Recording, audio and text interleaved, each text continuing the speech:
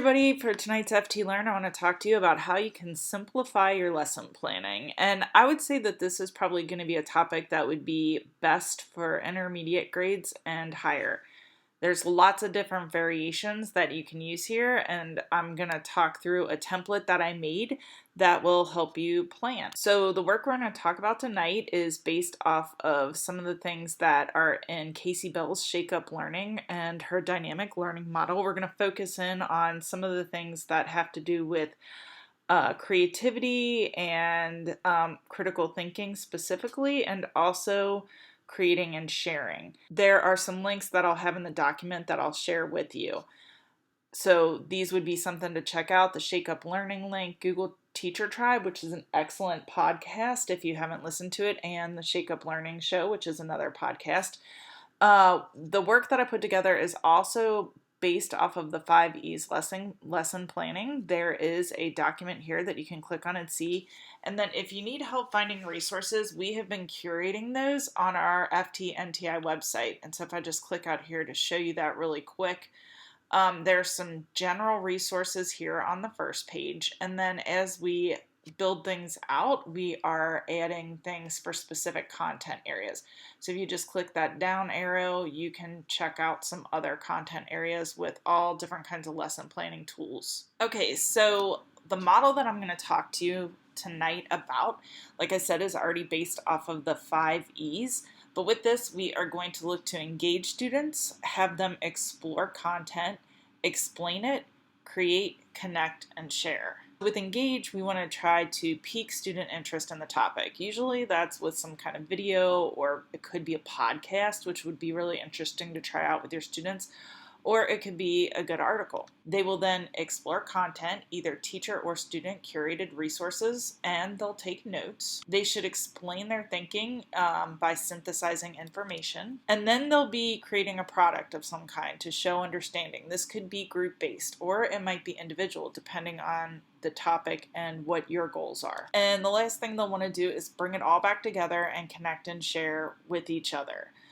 So all of this is based on some sort of standard or group of standards that you are doing, or an essential question that you've developed for your course. Okay, so let's just kind of go through this template, and I'll talk a little bit about how you might use it. These first 3 slides you'll want to delete, of course, when you get this template, and then you'll just start filling in blanks. So you'll name it, you might give it a subtitle, tell them what the duration is, and then we're getting into things where you have directions. Now, going back to F pattern reading and all of that, you want your directions to be as concise and as simple as possible. So what I would suggest is creating a screencast video with you giving verbal directions, because some of our students really need those verbal directions, and then summarizing that down to a couple bullets to help them stay on track. You'll then want to give them some sort of daily details. Now, I break this out Monday through Friday, but if this isn't going through Monday to Friday, it's going longer, you could always copy and paste. You could add sort of a range of days, and then just give them some very specific notes here of what should be done each day or every other day, however you're setting up the project. Right, and then we get into the engage category. So with engage, you are going to probably show them some sort of video, or like I said, give them some kind of article.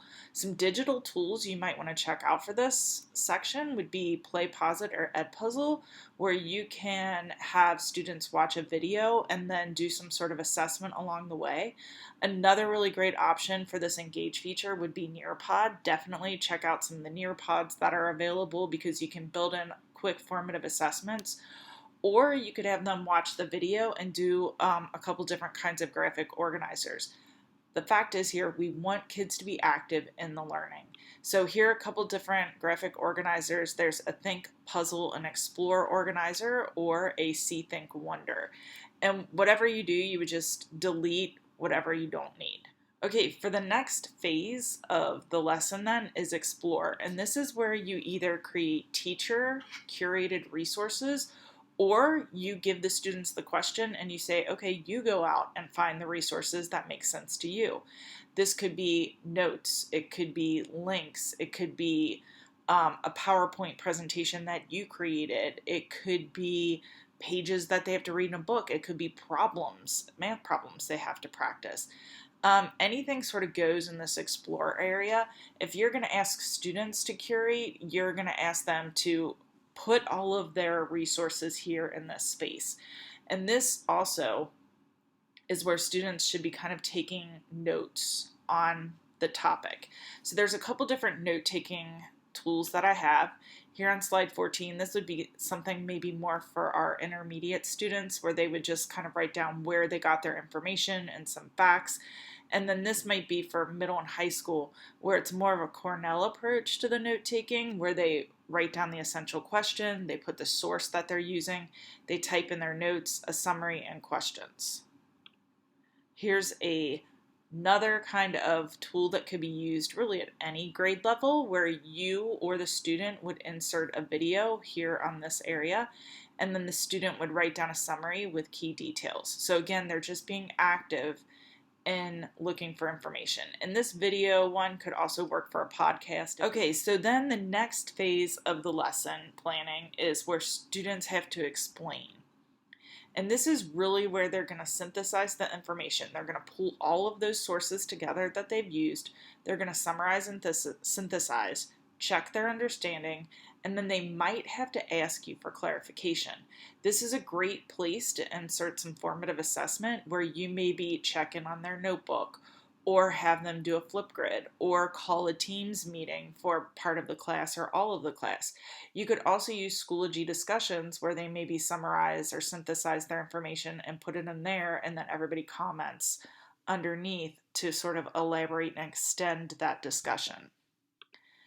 A tool you might want to use, and this is really good for like 3rd, 4th, and 5th, is where the students really kind of summarize or synthesize the information here under what information they understand the best, and then they write down some clarifying questions that they need to talk to the teacher about. And this would be the place where the teacher could come in, check the questions, and then have a conversation with the student. So once everybody sort of is on the same page with understanding and we see that they're getting it and there's been a check-in, then it's time for the students to create a project of some kind to demonstrate their understanding. They might work in groups, they might work individually, but basically they're gonna try to have choice on here and it should be pretty fun. You wanna start with a rubric. For these kinds of projects, I really like a single point rubric. There's a link here that explains what that is, and this is just a basic template that you might use for that single point. You also, if you're giving them choice, this is a list of different kinds of products that they could do. Some of them would fit for online learning, some of them will not. Some of them they might have to get creative if they really want to try it. But this is, just a possible project list that they could look at and talk to you and maybe propose something that they want to do. The next thing I have is if they're going to be working in this creation phase with a group, they really probably want to have some sort of plan. And the way this would work is the group would decide on what their project is going to be and type it in here, and then list out all the tasks with the person responsible, and when it's complete, they can check it off.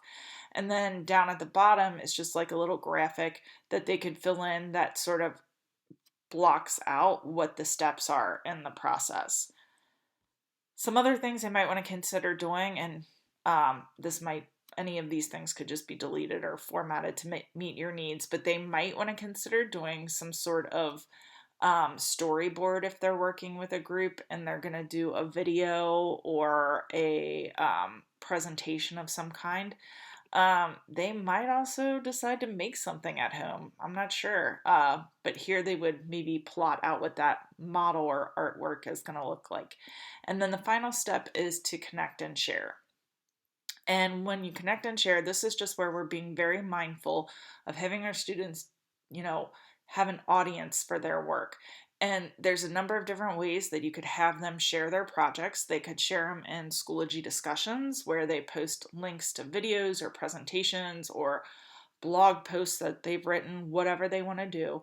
And then they can give each other feedback in Schoology discussions. You can also, of course, use Teams, which has become a very powerful tool for us, or go back to Flipgrid.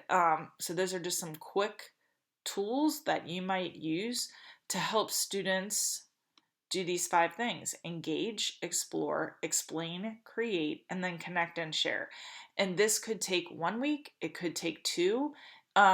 You just have to plot out for them how that's going to work and when you're going to check in with them. So hopefully that helps. If you have any questions, let me know.